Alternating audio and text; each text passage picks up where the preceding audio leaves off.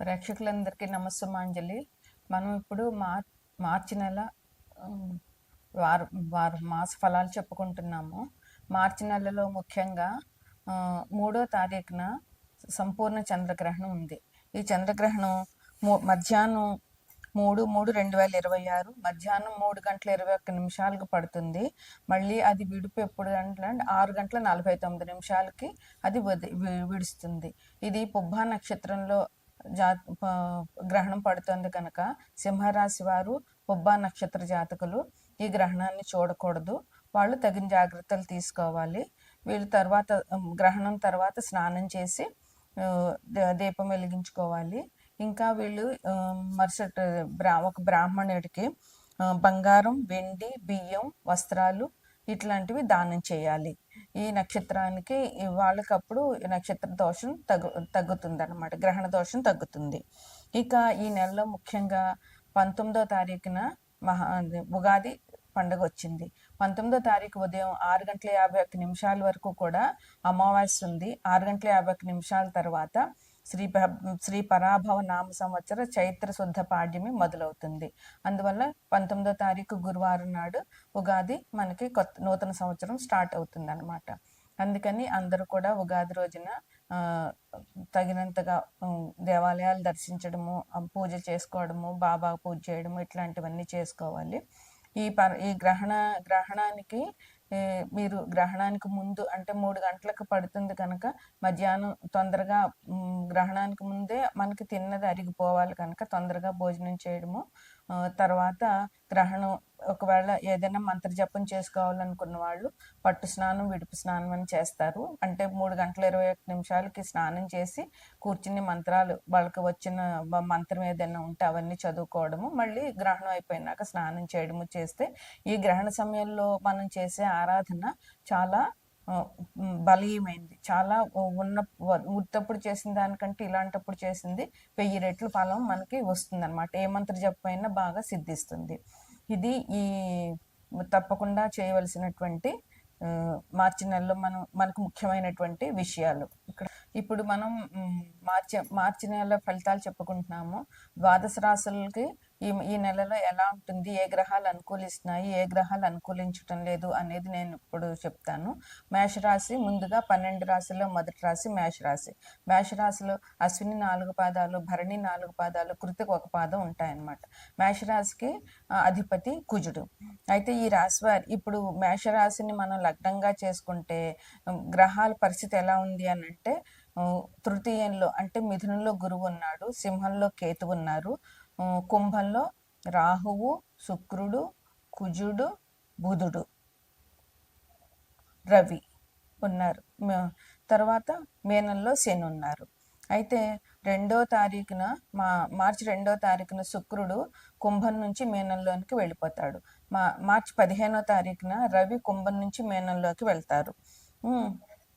26/3/3న ఇది ఈ రాశి వాళ్ళకి ఈ నెల అన్ని విధాలుగాను బాగుందన్నమాట. ఎందుకంటే తృతీయంలో గురువు ఉన్నాడు. అందువల్ల గురువు అన్నదమ్ములకి, తృతీయం అంటే అన్నదమ్ములు తమ కంటే చిన్నవారు, వాళ్ళందరి అభివృద్ధి బాగుంటుంది. మీకు మీ తమ్ముళ్ళు, మీ చెల్లెళ్ళు బాగా ఉండడం వల్ల మీకు కూడా చాలా సంతోషంగా ఉంటుంది.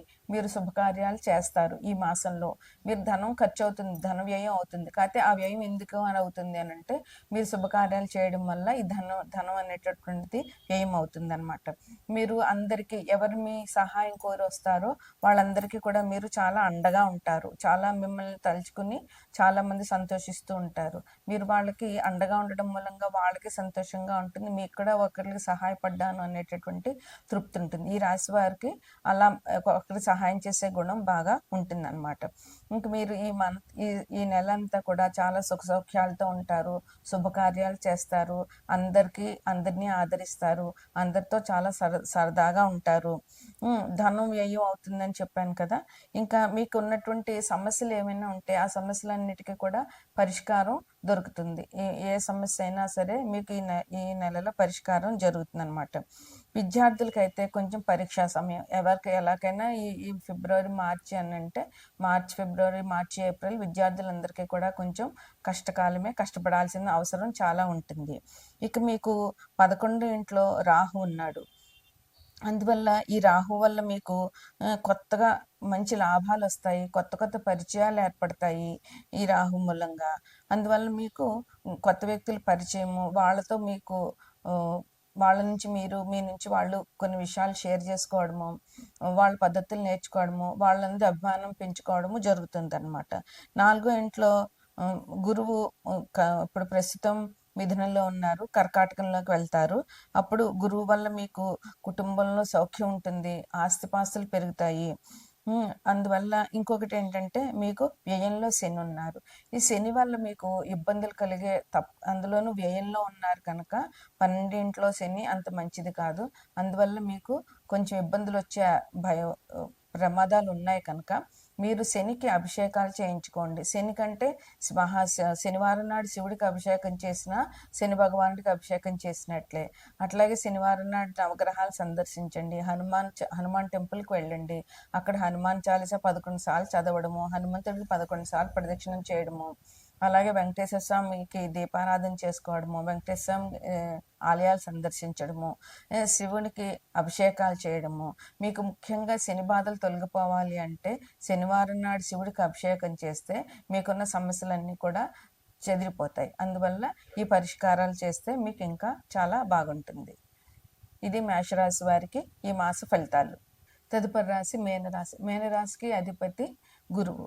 మేనానికి పూర్వభద్ర 4వ పాదము, ఉత్తరాభద్ర 4 పాదాలు, రేవతి 4 పాదాలు ఉంటాయి ఈ రాశిలో. మీనరాశిని లగ్నంగా చేసుకుంటే లగ్నంలో శని ఉన్నారు, మిథునంలో గురువు ఉన్నారు, సింహంలో కేతు ఉన్నారు, వ్యయంలో రవి, రాహువు, శుక్రుడు, కుజుడు, బుధుడు, ఇన్ని గ్రహాలు వ్యయంలో ఉన్నాయి. ఇది మీనరాశి వారికి కూడా ఇది చాలా ఇబ్బందికరమైన పరిస్థితి. వ్యయం అంటేనే ఖర్చు, వ్యయం అంటేనే హాస్పిటల్ ఖర్చులు, అనారోగ్యము, దీర్ఘకాలిక అనారోగ్యాలు ఇలాంటివన్నీ సూచిస్తాయి 12వ ఇల్లు. అందులో ఇన్ని పాపగ్రహాలు ఉన్నాయి అని అంటే మీనరాశి వారికి చాలా కష్టకాలం అనే చెప్పొచ్చు. ఒక్క శుక్రుడు మంచి గ్రహం అయినా కూడా ఇన్ని పాపగ్రహాల మధ్య శుక్రుడు మాత్రం ఏమీ చేయలేడు. ఇంక లగ్నంలో శని. అందుకని వీళ్ళకి ఎటు చూసినా ముందు వెనక కూడా మంచిగా లేదు కనుక మీనరాశి వారికి ఈ సంవత్సరం చాలా కష్టమే. ఎందుకంటే శని ఈ సంవత్సరం అంతా కూడా లగ్నంలోనే ఉంటారు. రాహుకేతులు కూడా ఇంకా ఇంచుమించు ఈ సంవత్సరం చివరి వరకు ఉండే అవకాశం ఉంది కనుక ఇప్పుడప్పుడే వాళ్ళు స్థాన మార్పు లేదు.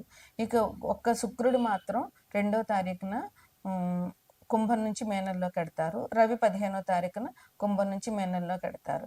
ఇంక ఎప్పటికీ రాహువు, బుధుడు కూడా ఎన్నాళ్ళు ఉండడు. రాహు మాత్రం వ్యయంలోనే ఉంటాడు కనుక ఆ ఇబ్బంది, రాహు వల్ల వచ్చేటటువంటి వ్యయాలు, ఖర్చులు, మోసాలు ఇవన్నీ కూడా భరించగలిగే శక్తి మీనరాశి వారు అలవాటు చేసుకోవాలన్నమాట.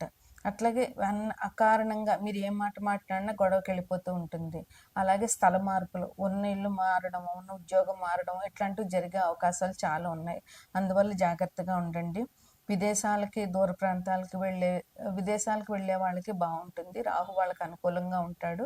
అందువల్ల విదేశాలు వెళ్ళే వాళ్ళకి మాత్రం ఈ నెల చాలా బాగుంది. అటువంటి ప్రయత్నాలు చేసుకోవచ్చు. చోర భయం ఎక్కువగా ఉంది. మీ వస్తువులు పోగొట్టుకోవడము అది జరిగే అవకాశం ఉంది కనుక మీరు చాలా జాగ్రత్తగా ఉండి ప్రయాణాలు చేసేటప్పుడు జాగ్రత్తగా ఉండండి. ఇంకా మీకు మనస్పర్ధలు, అనారోగ్యాలు ఇవన్నీ వచ్చేటటువంటి అవకాశం చాలా ఉందన్నమాట. ఇప్పుడు శని మీకు మధ్యలో ఉన్నాడు. ఎందుకంటే కుంభంలో శని ఉన్నా, మేషంలో శని ఉన్నా మేనం వాళ్ళకి తప్పకుండా ఉంటుంది ఇప్పుడు అందులో మధ్యస్థంగా ఉన్నాడు. ఇంకా మీకు శని మీనం నుంచి మేషంకి వెళ్ళినా కూడా మీకు శని బాధ ఉంటుంది. అందువల్ల ఇప్పుడు మధ్యస్థంగా ఉన్నాడు కనుక ఇప్పుడు చాలా ఒత్తిడి తీసుకొస్తాడు మీ మీద. అందుకని ఇది చాలా తీవ్రమైన దశ. శని మధ్యస్థంగా ఉన్నాడంటే అందువల్ల మీరు చాలా ఆర్థిక విషయాల మీదైనా ఇబ్బంది ఉంటాయి, లేదంటే ఆరోగ్యం మీదైనా ఇబ్బంది ఉంటుంది. మీ ఓపికను పరీక్షిస్తాడు, తీవ్రమైన ఒత్తిడి తీసుకొస్తాడు. నిజంగా చెప్పాలంటే మీనరాశి వారికి ఇది చాలా గడ్డు కాలము, పరీక్షా సమయం. అందువల్ల మీరు ఏం చేస్తారంటే గురువు మూలంగా కొంచెం తట్టుకోగలిగే శక్తిని ఇస్తాడు. కానీ మీరు శనివారం నాడు శివాభిషేకం మానకుండా చేయడము, శనివారం నాడు హనుమాన్ టెంపుల్కి వెళ్ళి 11 ప్రదక్షిణాలు చేయడము, లేదా హనుమాన్ చాలీసా 11 సార్లు పారాయణ చేయడము, వెంకటేశ్వర స్వామి గుడికి వెళ్ళి వెంకటేశ్వర స్వామి పూజ చేయడము, ఇంట్లో వెంకటేశ్వర దీపారాధన చేయడం వల్ల మీనరాశి వారికి శని నుంచి వచ్చేటటువంటి ఇబ్బందులు తొలగే అవకాశం ఉంది.